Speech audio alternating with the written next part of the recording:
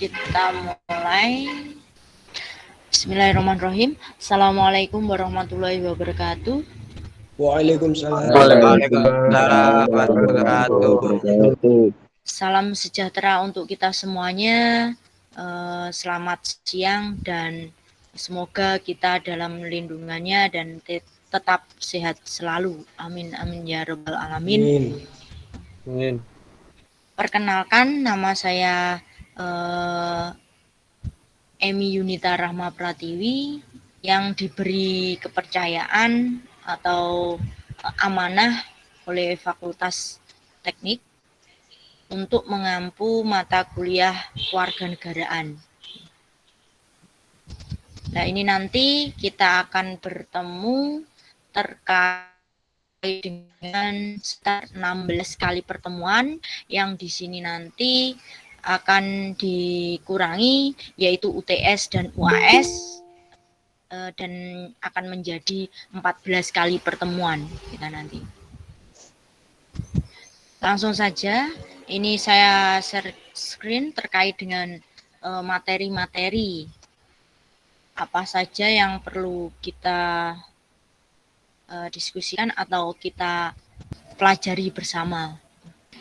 Ini ada RPS yang terkait dengan kewarganegaraan. Ini ada RPS yang terkait dengan kewarganegaraan. Sebentar, masih loading.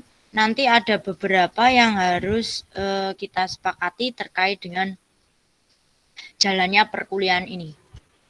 RPS ini sudah saya sesuaikan, maksudnya terkait dengan CPL Prodi, dan CP mata kuliah juga. Ini sudah saya sesuaikan juga. Kenapa kita kok dikasih mata kuliah kewarganegaraan gitu?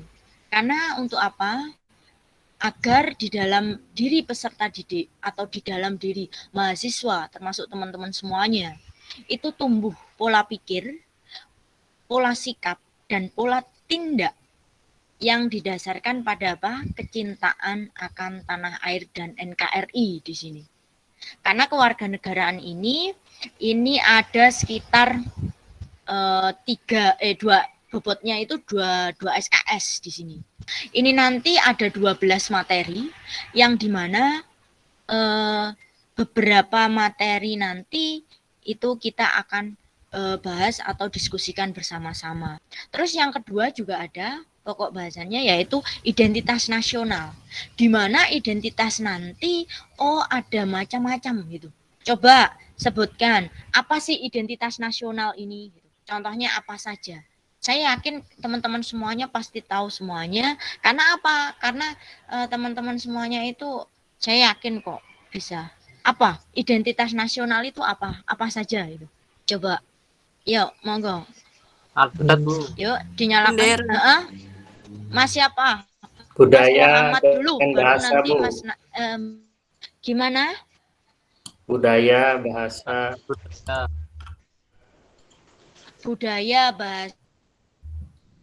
Oke, terima kasih. Terus Mbak Natasha tadi sudah membuka mikrofonnya. Bendera, Bu. Bendera apa? Bendera negara. Bendera negara lah ya apa? Bendera kamu apa? Merah putih. Bendera merah putih. Iya. Jadi nyebutnya harus jelas, harus komplit. Nanti dikira bendera siapa? Bendera negara lain gitu. Ya nggak asik dong. Terus ada juga identitas nasional itu yang pokok, yaitu bendera merah putih, terus lagu kebangsaan, bahasa Indonesia, Garuda Pancasila, terus kedaulatan lah. Itu semuanya mencakup identitas nasional. Itu nanti kita uraikan, kita kupas terkait dengan masing-masing poin ini gitu. Terus lanjut yang ketiga, nanti pokok bahasan yang ketiga itu adalah moral, nilai, dan norma. Terus yang keempat yaitu hubungan negara dan warga negara. Jadi hubungan warga negara dan negara ini terkait dengan ada warga, ada negara. Jadi kalau hanya satu saja bisa nggak? Nggak bisa. Kenapa? Ayo Mas Muhammad. Kenapa kok nggak bisa di situ? Nggak bisa, Bu. Ya, Heeh. ada negaranya Alasannya, cuman nggak ada orangnya kan nanti jadi kota mati. heeh, kota mati. Oke, katanya kota mati. Oke. Terus ada lagi nggak yang lain? Mungkin ada Bu, lagi nggak? Apa, Mas karena syarat untuk menjadi Irfan? negara itu harus ada warganya, Bu. Karena syarat dari negara itu harus ada warganya. Oke, betul. Terima kasih jawabannya. Ini Mas Muhammad ini. Nah, di sini ada apa? Ada negara, ada warganya, Bu. Karena apa? Ya itu tadi harus ada syarat dari sebuah negara itu harus ada warga dan ada negara di situ. Kalau hilang salah satu ya wes tidak bisa wassalam kan gitu, nggak bisa diakui sebagai negara di situ. Tuh. Terus yang kelima yaitu demokrasi Indonesia. Apakah negara Indonesia ini sudah demokrasi? Gitu. Sudah apa belum? Yuk yang lain. Apakah negara ini sudah demokrasi atau belum? Secara undang-undang Uh-uh. sudah di negara demokrasi, Bu. Akan tetapi realitanya tidak begitu. Mas Izatul, kurang keras Mas.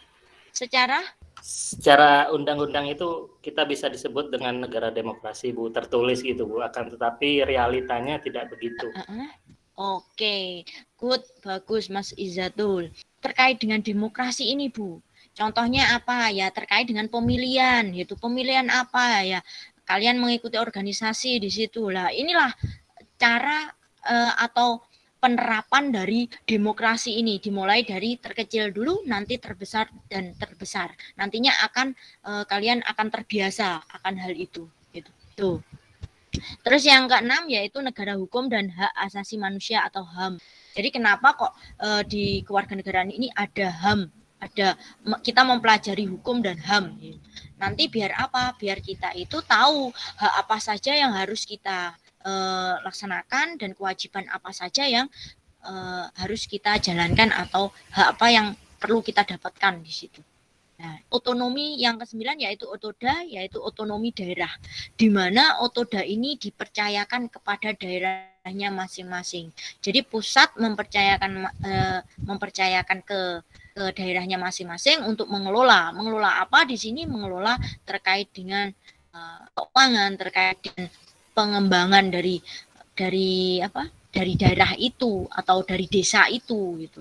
Apa yang menjadi, kalau di tempat kalian apa yang yang perlu ditonjolkan dan lain sebagainya? Maksudnya ditonjolkan itu di up ini loh, ditunjukkan ke masyarakat bahwa ini loh saya punya ini gitu.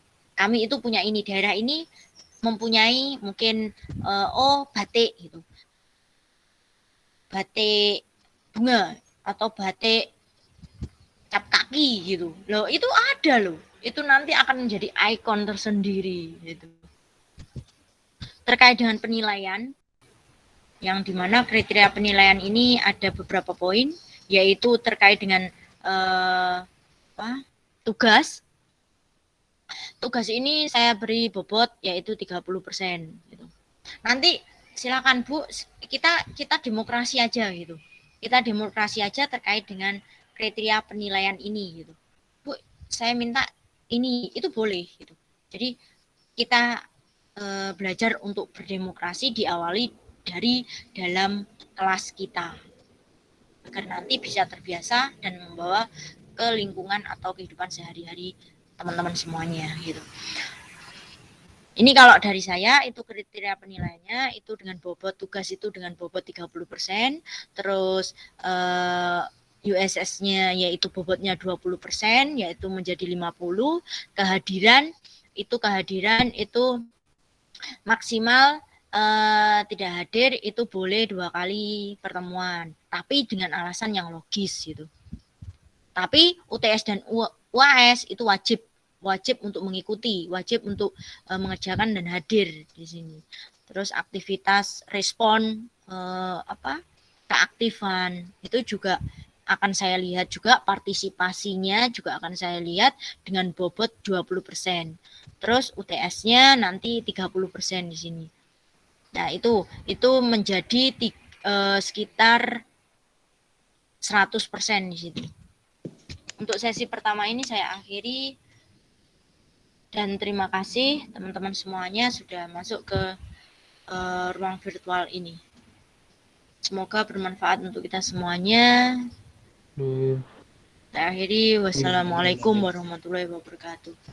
Waalaikumsalam. Waalaikumsalam. Waalaikumsalam warahmatullahi wabarakatuh. Bentar.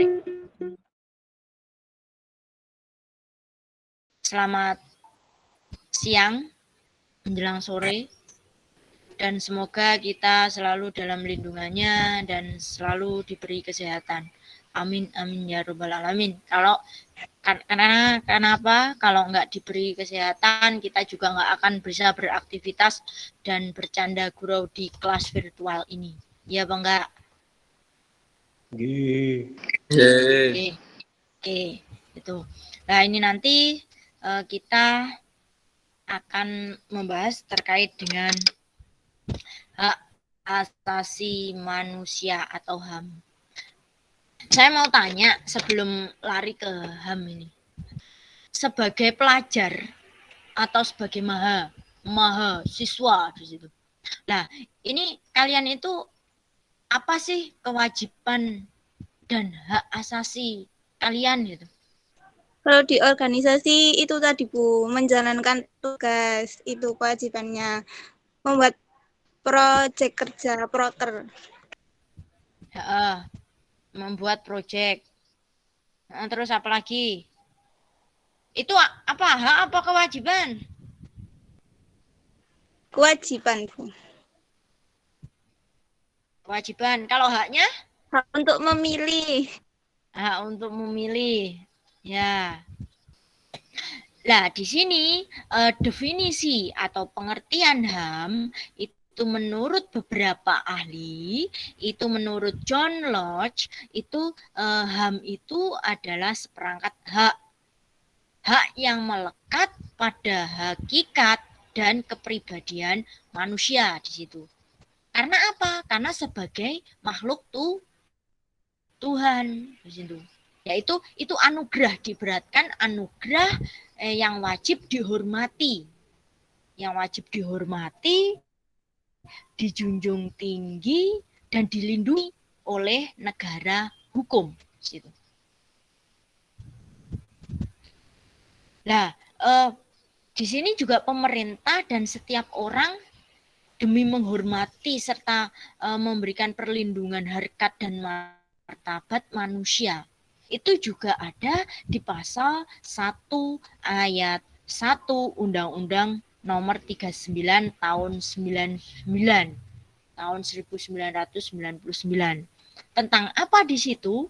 Tentang HAM dan Undang-Undang nomor 26 tahun 2000 tentang pengadilan HAM gitu. Apa sih tujuan dari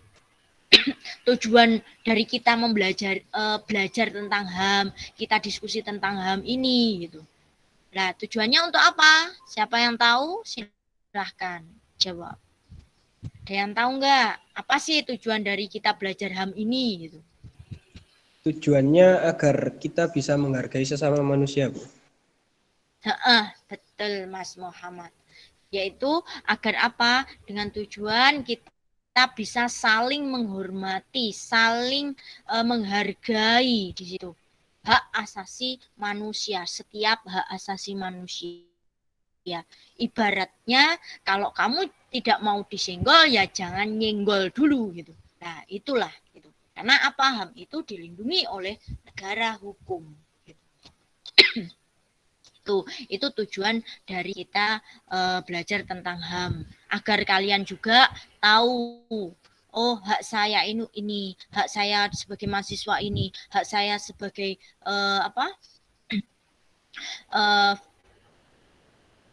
figur mahasiswa itu kan figur dari di masyarakat itu seperti ini. Terus kewajiban saya selama kuliah itu apa, di masyarakat apa dan lain sebagainya di situ. Nah, agar kita semua itu juga tahu gitu, mengerti gitu. Mengerti terkait dengan hak apa saja yang harus kalian ketahui dan kalian pelajari atau dimengerti di sini. Tuh, terus lanjut yaitu menurut Meriam Budiarjo, di mana hak asasi manusia adalah hak yang dimiliki manusia yang telah diperoleh dan dibawanya bersama dengan kelahirannya di dalam kehidupan masyarakat itu. Nah, di sini itu menurut Undang-Undang Nomor 39 Tahun 99 tentang hak asasi manusia, ada hak asasi manusia itu merupakan hak dasar yang secara kodrati melekat pada diri manusia, nemplok gitu misalnya. Sampean lahir langsung diberi anugerah, yaitu diberi kehormatan, yaitu terkait hak asasi manusia ini. Loh, nikmat mana yang kau dustakan gitu. Ya. Nah, di sini nanti juga ada juga, jadi di apa? Karena apa? Karena hak asasi manusia itu bersifat universal, maaf, dan langgeng di situ. Jadi langgeng. Nah, oleh karena itu harus dilindungi, dihormati, dipertahankan, tidak boleh diabaikan atau dikurangi atau dirampas di situ. Itu terlindungi itu. Jadi kalau teman kalian kalau umpamanya ini hak saya itu belajar Bu. Nah di situ hakmu dianiaya atau dipaksa dan lain sebagainya, itu juga akan mendapat perlindungan di situ. Tuh. Terus yang selanjutnya yaitu dianggap bahwa beberapa hak inti itu dimilikinya tanpa perbedaan. Jadi nggak ada perbedaan. Semuanya mempunyai hak. Hak asasi manusia itu punya semuanya. Nggak ada, oh ini ras apa, ini bangsaan apa, ini agamanya apa, oh ini agamanya A, ini agamanya B, dan lain sebagainya. Ini jenis kelaminnya A, ini jenis kelaminnya B. Nggak ada yang seperti itu. Tuh, nah ini kesimpulan dari hak manusia itu adalah, jadi bisa ditarik kesimpulan ya, di mana hak yang melekat pada diri setiap manusia sejak dalam kandungan yang berlaku seumur hidup dan tidak dapat diganggu gugat oleh siapapun di situ.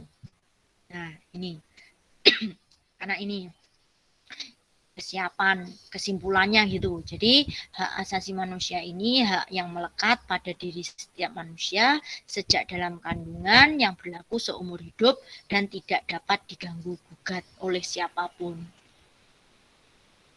Nah, contohnya, ini contoh saja. Contoh gambar HAM. Loh, ini.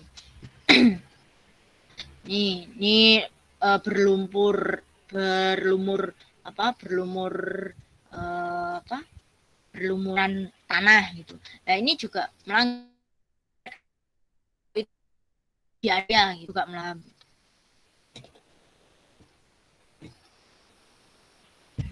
Terus ada lagi ini tragedi Mei, kan juga ada HAM, hak asasi manusia. Mana upaya penegakan hak asasi manusia di Indonesia ini itu? Nah, di sini bagaimana upayanya? Upayanya itu pemerintah sudah memfasilitasi adanya Komnas HAM, Komisi Nasional, yaitu yang di situ menjadi menjadi pembela hak asasi manusia itu sendiri gitu. Nah, tujuan dibentuknya Komnas HAM itu untuk apa sih gitu? Nah, yang pertama adalah untuk membantu pengembangan kondisi yang kondusif bagi pelaksana hak asasi manusia. Jadi mengembangkan kondusif, nggak rame, nggak gelut, nggak geger gitu. Nah, saling menghormati di situ nanti. Terus meningkatkan perlindungan dan penegakan hak asasi manusia guna berkembangnya pribadi. Jadi untuk meningkatkan perlindungan di situ. Nah Bu, kalau nggak ada perlindungan berarti nanti gimana? Yuk amburadul gitu. Amburadul bagaimana terkait dengan proses kehidupannya dan lain sebagainya, pembunuhan merajalela dan penindasan dan lain sebagainya itu di mana-mana lah. Adanya Komnas HAM ini kan melindungi gitu. Tuh.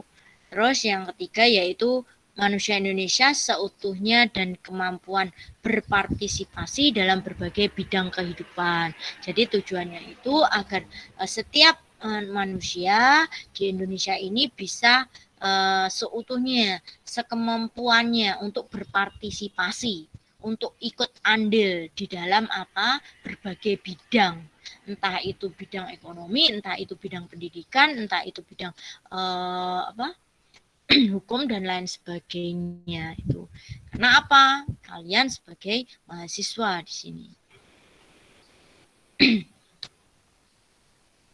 Nah, Komisi Nasional Perlindungan Anak atau yang bisa disebut juga KNPA ini lahir berawal dari Gerakan Nasional Perlindungan Anak yang sebenarnya telah dimulai sejak tahun 97.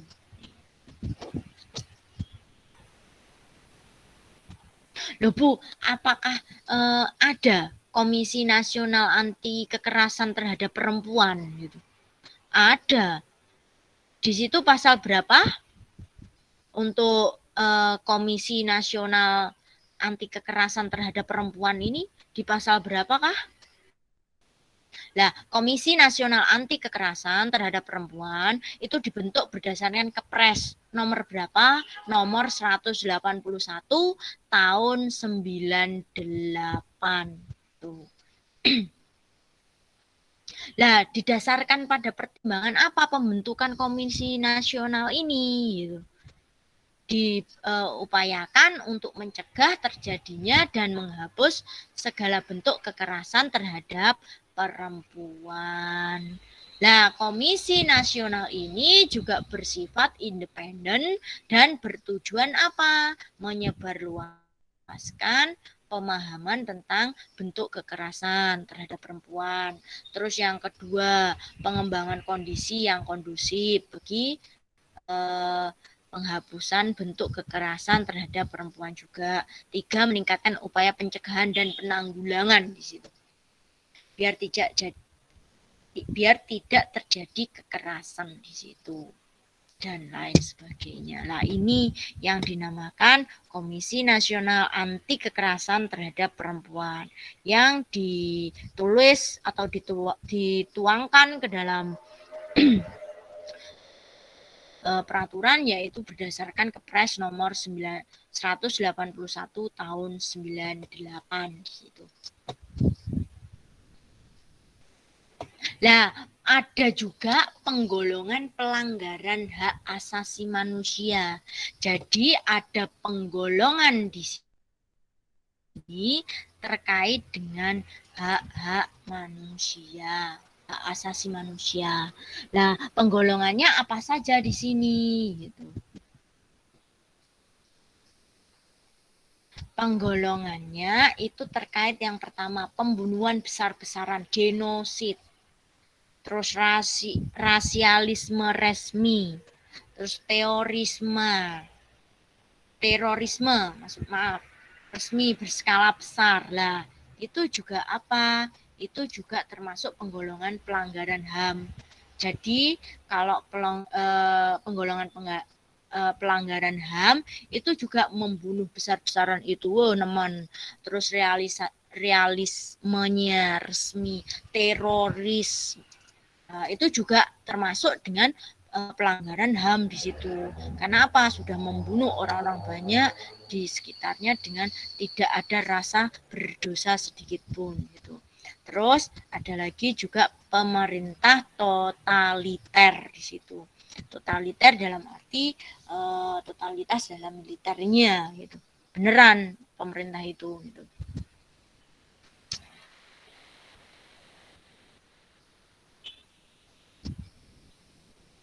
Nah, ini penggolongan pelanggaran HAM. Terus perusakan kualitas lingkungan itu juga pelanggaran HAM gitu.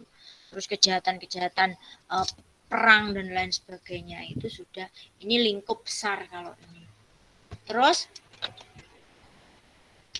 penggolongan pelanggaran HAM yang sudah di atas itu adalah contoh pelanggaran HAM yang berat dikemukakan, ini ditarik atau dikemukakan oleh Richard Falk dalam URI atau Undang-Undang RI nomor 39 tahun 99. Yaitu yang berat tadi, pembunuhan massal, pembunuhan sewenang-wenang, terus penyiksaan, penghilangan orang secara paksa, perbudakan atau diskriminasi yang dilakukan secara sistematis dan lain sebagainya di situ. Ini ada penugasan atau saya memberikan tugas kepada kalian untuk dikerjakan. Nah, ini adalah evaluasi dari apa yang saya terangkan atau kita pelajari hari ini terkait dengan HAM. Nah, di sini untuk penilaiannya yaitu sudah saya tentukan untuk skornya, poin pertama skornya 10, 2 10, 3 ini adalah skornya 20, 4 15 dan 5 yaitu skornya 15, ke nomor 6 itu adalah skornya 20 karena tinggi. Karena apa? Karena di sini adalah terkait dengan menanggapi kasus-kasus dilihat dari segi moral, segi hukum dan segi politik di sini. Nih. Terus yang ketujuh yaitu terkait dengan HAM juga, yang di sini upaya penegakannya itu bagaimana gitu. Nah, ini ada skor yaitu skornya 10 gitu. Ya, ini silakan dikerjakan. Udah. Oke. Saya stop dulu.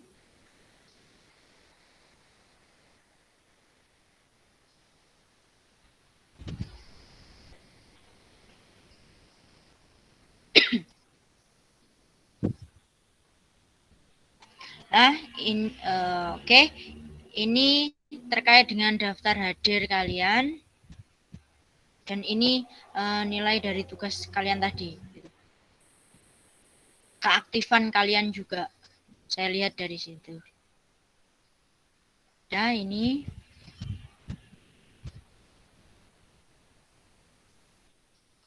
Oke.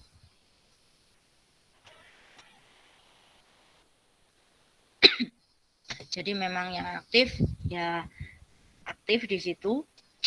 Pertanyaannya juga betul. Jawab cara penyampaiannya, materi juga menguasai juga.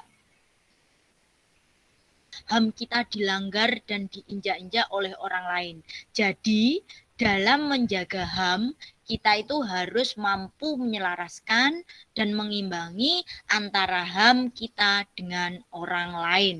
Itu pesan saya terkait dengan hak asasi manusia. Ada pantun untuk bertemakan HAM ini, yaitu di bakul dalamnya ada centong nasi jangan sampai kena bara, jangan suka mencari sensasi, mendingan beraspirasi buat negara. Dingin-dingin bakar ikan, yang bakar ikan pusernya bodong. Kalau ingin jadi orang yang berpendidikan, ya belajar yang tekun dong. Gitu.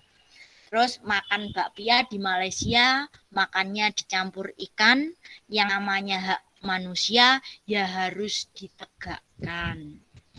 Cukup sekian untuk materi hari ini terkait dengan HAM. Untuk lebih jelasnya lagi kita kupas nanti di pertemuan berikutnya, gitu ya. Terima kasih. Mohon maaf apabila ada salah kata, salah ucap atau yang kurang berkenan di hati teman-teman semuanya. Saya mohon maaf yang sebesar-besarnya. Terima kasih. Saya akhiri. Wassalamualaikum warahmatullahi wabarakatuh. Terima kasih. Waalaikumsalam warahmatullahi wabarakatuh.